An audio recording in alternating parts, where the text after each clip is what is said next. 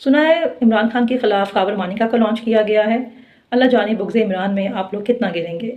खुदा का वास्ता ये औरतों से, ये शादियों से, तलाक़ों से बाहर आकर मर्दों की तरह सियासत के मैदान में खान का मुकाबला करें। फिर जब हम ज़ातियात पे आते हैं तो आपको अखलाकियात याद आ जाती हैं।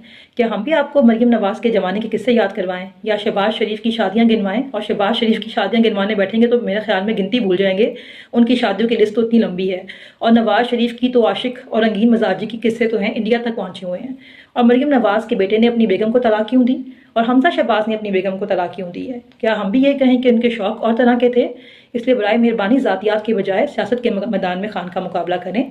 और अगर बिलफर्ज एक सेकंड के लिए आपकी बात मान भी ली जाए तो सबसे पहले तो खबर मानिका का लित्र पोला होना चाहिए कि इतने अरसे बेगैरतों की तरह वो खामोश क्यों रहा। इसलिए सब जानते हैं कि ये झूठे बयानिए और ये झूठे बयान किस तरह दिलवाए जाते हैं। इसलिए बराए मेहरबानी ये सब तमाशा बंद करें और मुल्क को आगे बढ़ने दें। और खान का मुकाबला करना ही है